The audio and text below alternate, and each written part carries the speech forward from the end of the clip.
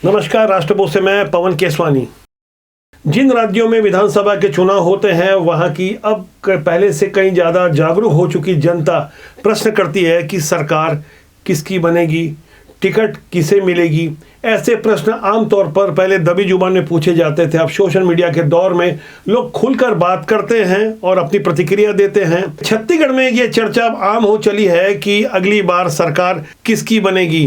कांग्रेस जनों को तो हालांकि इस पर कोई शंका नहीं है, लेकिन भारतीय जनता पार्टी के कार्यकर्ता भी कहीं खुशफहमी में हैं। ऐसी ही खुशफहमी के बीच भारतीय जनता पार्टी की राजनांदगांव जिले के सोमनी के एक रिजॉर्ट में बैठक होती है, जहां भारतीय जनता पार्टी के प्रभारी ओम माथुर के अलावा क्षेत्रीय संगठन मंत्री अजय जामवाल, पार्टी के राष्ट्रीय उपाध्यक्ष और 15 साल के मुख्यमंत्री और उसी इलाके के विधायक डॉक्टर रमन सिंह के अलावा भाजपा के प्रदेश अध्यक्ष नेता प्रतिपक्ष नारायण चंदेल सहित तमाम दिग्गज मौजूद थे। वहां से भारतीय जनता पार्टी की दशा दिशा और रणनीति पर बंद कमरे में बातचीत हुई। पत्रकारों से भी खुलकर बातचीत की गई।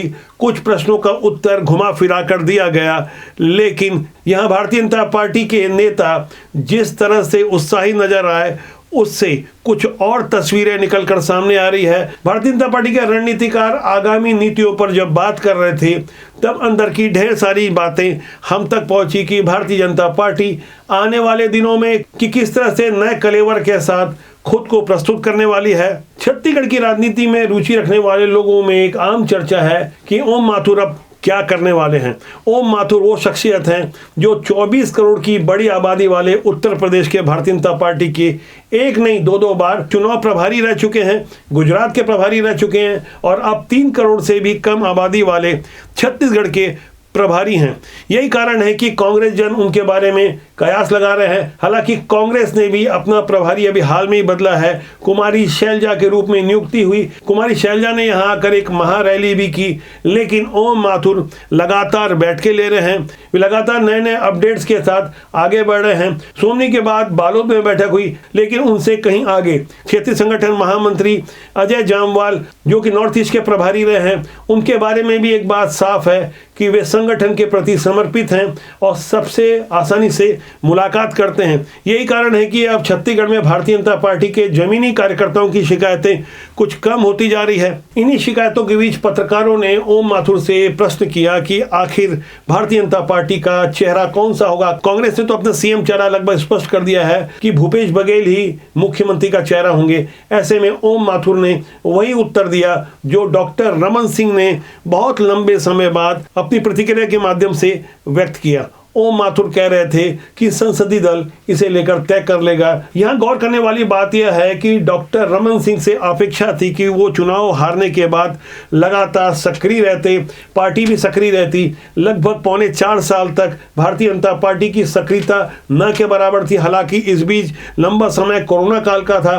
बावजूद इसके विपक्ष के रूप में भारतीय जनता पार्टी जैसे अभी फ्रंट फुट पर बैटिंग कर रही है, वो अगर कुछ समय और पहले करती तब मामला कुछ और होता। फिलहाल जमीनी सच्चाई यह है कि अभी भी कांग्रेस और भाजपा के बीच छत्तीसगढ़ में 60-40 वाली स्थिति है। कांग्रेस भारतीय जनता पार्टी से आगे है। जो विधानसभा का समय नजदीक आता जाएगा तब यह वनडे मैच की तरह हो चुकी पारी और ज्यादा रोचक हो जाएगी। यहां बाजी कब किसकी पलट जाए कहा नहीं जा सकता। फिलहाल भारतीय जनता पार्टी के पास मुख्यमंत्री के चेहरे से कहीं पहले सिटिंग विधायकों की भी टिकट काटने की एक बड़ी चुनौती है और इसके अलावा लंबे समय से जो जिस क्षेत्र का प्रतिनिधित्व कर रहा है उसकी टिकट कैसी काटी जाए इसकी भी तैयारी हो रही है और वैकल्पिक चेहरे को तैयार रहने के लिए कहा गया है। उस पर लगातार मॉनिटरिंग हो रही है। एक कयास लगाया जा रहा है कि छत्तीसगढ़ में आने वाला चुनाव यानी 2023 का विधानसभा चुनाव भारतीय जनता पार्टी की जगह संघ की विचारधारा और अनुषंगिक संगठन समान विचार वाले लोग मिलकर लड़ेंगे। जबकि कांग्रेस की ओर से जिस तरह से भूपेश बघेल का चेहरा प्रस्तुत किया गया है वहां उनकी फेस वैल्यू की बात हो रही है। यानी कुल मिलाकर सीधे तौर पर कांग्रेस और भाजपा का चुनाव न होकर यहां सीएम भूपेश बघेल वर्सेस संघ की विचारधारा का चुनाव हो सकता है। इस पर विचार मंथन के बाद फिलहाल जो जमीनी सच्चाई नजर आ रही है उस पर वैचारिक युद्ध शुरू हो चुका है। सोशल मीडिया से निकली हुई लड़ाई जमीन पर नारायणपुर में नजर आई, जहां धर्मांतरण के मुद्दे पर तमाम हिंदूवादियों के साथ भारतीय जनता पार्टी खड़ी नजर आई। भारतीय जनता पार्टी के जिला अध्यक्ष को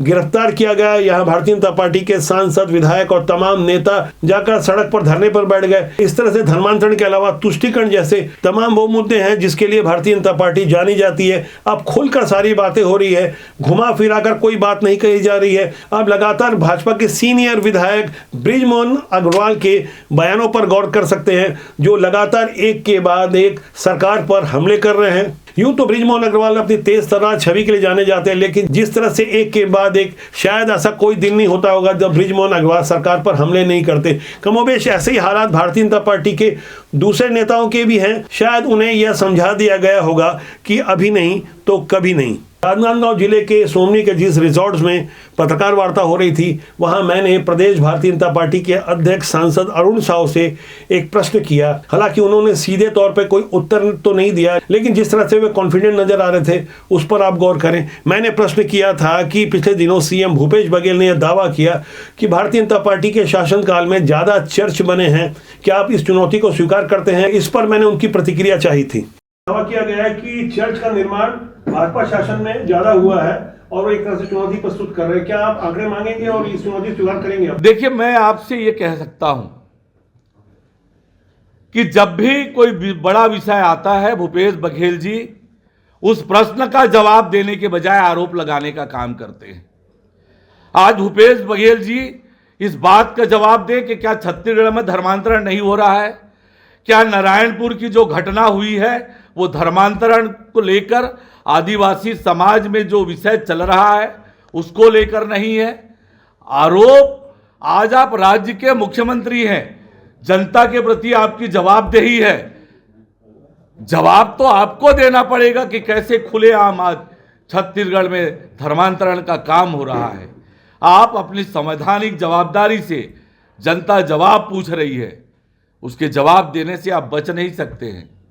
इस पत्रकार वार्ता के दौरान एक पत्रकार ने कोरबा में केंद्रीय गृह मंत्री अमित शाह के कार्यक्रम के बारे में एक प्रश्न किया और पूछा कि आखिर क्या कारण था कि डॉक्टर रमन सिंह को स्टेट के हेलीकॉप्टर से आना पड़ा और राज्य सरकार की ओर से उन्हें हेलीकॉप्टर प्रोवाइड कराया गया।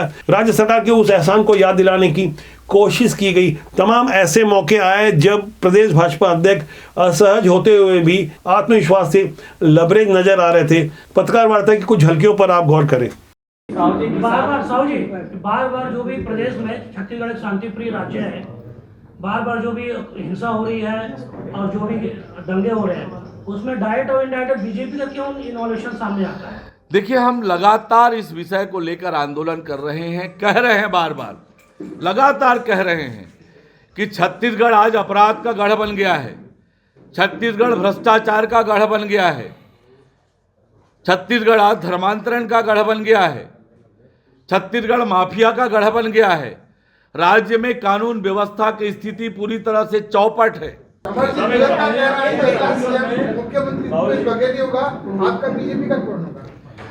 देखिए, मैं आपसे कह सकता हूं कि मुख्यमंत्री कौन होगा चुनाव के परिणाम के बाद तुरंत तय हो जाएगा, उसकी चिंता करने की किसी को जरूरत नहीं है। सर, एक आपने कहा था कि 7 तारीख को ऊर्जा नगरी में कार्यक्रम हुआ था, वहां पर डॉक्टर साहब नहीं पहुंच पाया था, भूपेश बघेल ने हेलीकॉप्टर भेजा था।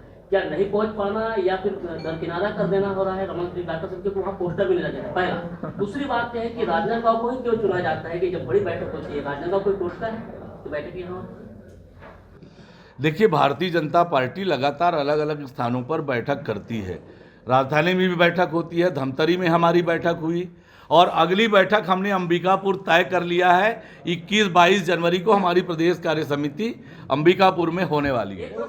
लंबे समय से मेरा भारतीय जनता पार्टी और उनकी राजनीति पर गहरा अध्ययन है। मैं पूरे दावे और अनुभव के साथ ये कह सकता हूं कि बदले हुए हालात में आने वाले समय में जो चुनाव होने जा रहे 2023 में छत्तीसगढ़ में, वहां भारतीय जनता पार्टी एकदम से बदली नजर आएगी। खासकर हिंदुत्व और धर्मांतर जैसे मुद्दे पर भारतीय जनता पार्टी के नेता 15 साल की सत्ता के दौरान जो लगभग बसते रहे, अब वे भी खुलकर बोल रहे हैं। राजेश मूणत जो 4 सवा 4 साल कहीं नजर नहीं आ रहे थे, वे भी चौपाटी के नाम पर पर धरना देने के लिए बाहर आ गए। हालांकि राजेश मूणत के द्वारा 5 फरवरी 2022 को सार्वजनिक रूप से दी गई गाली की भी चर्चा होती है। राजेश मूणत किस तरह से भारतीय जनता पार्टी की रीति नीति और सिद्धांत के विपरीत जाकर भले ही गुस्से में पुलिस अधिकारियों को गाली देते हैं, वहां से हैरानी करने वाली बात बार बार याद दिलाई जाती है कि आखिर क्या कारण था कि राजेश मूणत की उस हरकत का समर्थन करने उस समय के प्रदेश अध्यक्ष विष्णुदेव साय के साथ डॉक्टर रमन सिंह और उस समय के नेता प्रतिपक्ष धर्मलाल कौशिक थाने पहुंच गए थे। जाहिर तौर पर अश्लील गालियों के बाद उसे डिफेंड करने की यह रणनीति भारतीय जनता पार्टी के ऊपर भारी पड़ गई होगी। यही कारण था कि तेजी से बदलाव हुए भारतीय जनता पार्टी के तमाम ऐसे चेहरे बदल दिए गए जो खुद को दिग्गज बताते रहे, कहीं कहीं पार्टी संगठन से भी ऊपर खुद को साबित करने की कोशिश करते रहे। यही कारण है कि अब बहुत लंबे समय बाद डॉक्टर रमन सिंह को पहली बार एक नेशनल टीवी एबीपी न्यूज पर यह कहना पड़ा। दरअसल जब भी चुनाव हुए, पिछले चुनाव, अभी से पहले की बात मैं कर रहा हूं, तो ये मानकर लोग चल रहे थे कि अगर बीजेपी जीतती है तो आप ही सीएम बनेंगे। पहले आप भले कह लें कि चेहरा प्रोजेक्ट ना किया गया हो, कहा ना गया हो, लेकिन आप ही थे चेहरा, तो अभी भी है ना, मैं ये पूछ रहा हूं। नहीं, छत्तीसगढ़ में हम सब हैं और मजबूती के साथ खड़े हैं और चेहरा तो सामने रहेगा, कोई दिक्कत नहीं। नहीं, हम सब में तो सर बहुत सारे लोग हैं, मतलब आपकी लीडरशिप में ही चुनाव होने जा रहा है कि नहीं, ये बता दीजिए आज। देखिए, लीडरशिप हमेशा भारतीय जनता पार्टी का, और भारतीय जनता पार्टी का टारगेट हमारा रहता है कि हम माननीय मोदी जी के चेहरा सामने रख के पूरे चुनाव लड़ते हैं। चेहरा मोदी जी का होगा? मोदी जी का चेहरा होगा। सीएम कोई भी बने? सीएम कोई भी बने, कोई फर्क नहीं पड़ता। मतलब अगर कल को ऐसा होता है, आप कह रहे हैं विधायक दल में तय होता है बैठक में, या पहले उसके किसी और को प्रोजेक्ट कर दिया जाए, आपको कोई दिक्कत नहीं है, कोई आपत्ति नहीं? विधायक दल में बैठक होगी और 5 मिनट में चयन हो जाएगा, इसलिए उसकी चिंता आज कोई नहीं कर रहा है। अच्छा, मतलब आप चुनाव के पहले यहाँ की जनता ये ना माने कि आप अभी फेस हैं, अगली बार अगर बीजेपी को मौका मिलता है तो आप सीएम बनेंगे? नहीं, कौन बनता है ये तय तो चुनाव के बाद ही होगा। आज किसी को प्रोजेक्ट करके चुनाव नहीं लड़ा जा रहा है। इस बयान के बाद भारतीय जनता पार्टी के जमीनी कार्यकर्ता कह रहे हैं, हुजूर बहुत देर कर दी आते आते। फिलहाल भारतीय जनता पार्टी और कांग्रेस की अंदरूनी बातों को समझने के लिए आप राष्ट्रबोध के जनमंच को सब्सक्राइब करें। हमारी कोशिश है कि राजनीति में शुचिता आए और राजनीति की ऐसी शुचिता के माध्यम से समाज और देश का भला हो सके। राजनीति में जब तक अच्छे लोग नहीं आएंगे तब राजनीति में बुरे लोग ही हावी रहेंगे। इससे न तो देश का भला होगा, समाज का भला होगा, न आम जनता का भला होगा। इसलिए हम चाहेंगे कि आप राष्ट्रबोध के जनमंच के बारे में आपकी क्या राय है, कमेंट सेक्शन पर जाकर जरूर लिखें, जिससे आगे हम आपकी भावनाओं को मजबूती से प्रस्तुत कर सकें। नमस्कार।